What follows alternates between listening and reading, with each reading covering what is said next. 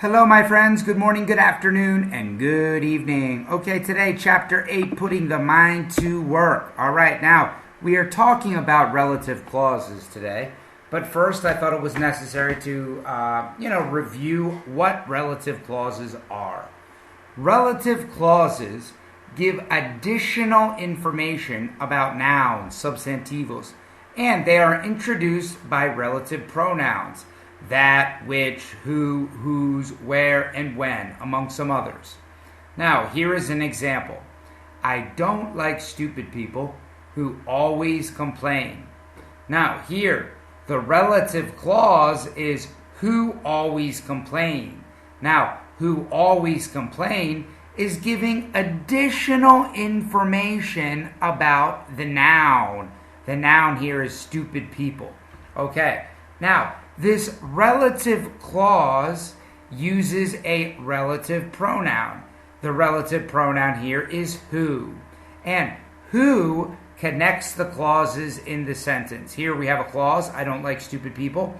And here we have a clause, always complain. And this who connects the clauses. All right, now, today we are talking about some ways that we can shorten relative clauses. Some ways that we can make relative clauses smaller, to make your writing better, to make your ways of communication smoother. Just some alternative ways that we can speak and we can write. All right, now, to shorten relative clauses, we can sometimes remove the that and who and the verb to be.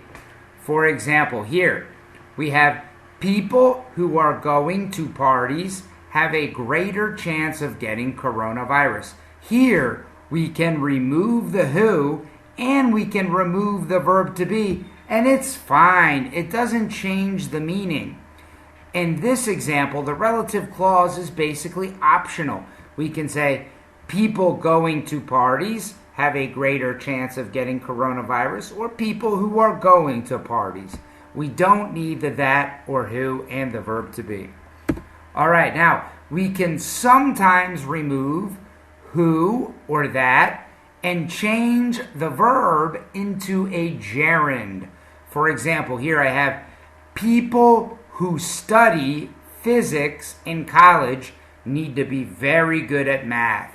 Well, here I can remove the who and the verb and put in a gerund. People studying physics in college need to be very good at math. Now, we can say people who study physics, that's okay. Or we can say people studying physics. That's okay too. Both ways are fine. All right, one more thing. We can sometimes remove who and that, the relative pronoun, and the verb to be, the verb have, and replace them simply with. For example, here we have people who have good communication skills can often find work in sales. Now, here I can remove the who have and I can just replace it with. I can say people with good communication skills can often find work in sales. Here I can use the who have, or I can remove it and use the with. And I think this is pretty simple because I think Portuguese has the same rules. All right, now, vocabulary for today. We have take up, taking up, or took up. Take up in the simple present, taking up, present continuous, and took up in the simple past. Now, to take up something is to start a new hobby or to learn a new thing. For example, many years ago, you guys took up English. One day, I still wish that I can take up Spanish. I hope one day there is a Spanish school in Santo Anastasio, or I live in a different city that has a Spanish school. I want to take up Spanish. Yes, I do. All right, now, an expert. An expert is somebody who knows a lot about a topic. A synonym for an expert is a specialist, or in Portuguese, specialista. All right, meaningful or meaningfulness. Now, meaningful is an adjective. Meaningfulness is a noun, a substantivo. And this simply means something with meaning or significance. For example, finding a meaningful activity. This is to find an activity with significance, that is important, that means something. Meaningful, meaningfulness. Bride and bridesmaid. Now, a bride is the woman in a wedding who gets married. For example, here, she is the bride. Well, I think she's the bride. Now, bridesmaids are her best friends. They are probably these people in the wedding. And bridesmaids have a special importance in a wedding. Bride and bridesmaids. Okay, a snapshot. A snapshot is an informal photograph taken quickly.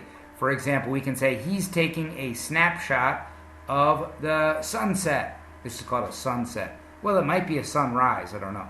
Sunset or sunrise, but this is a snapshot. Parasailing. Parasailing is a sport or activity. I've never gone parasailing, but I would like to try. Endeavor. Now, I tried to explain words that I know are that you guys might not know. I tried to explain them in English, but this one I just couldn't. I couldn't find a good word for it, so I looked it up. In Portuguese, an endeavor is empreendimento, empreendimento. So good luck on your new endeavor, whatever it might be. All right, now all sorts. All sorts is a synonym with all types or all kinds. For example, I like all sorts of ice cream. I like all types of ice cream. I like all kinds of ice cream. All sorts. And a craft. A craft is a skill in making something, typically by hand. For example, origami is an example of a craft. Painting, drawing is a craft. Okay? All right, my friends. End, finish. See you later, alligator. In a while, crocodile. Have a good day. Have a good night. Bye-bye.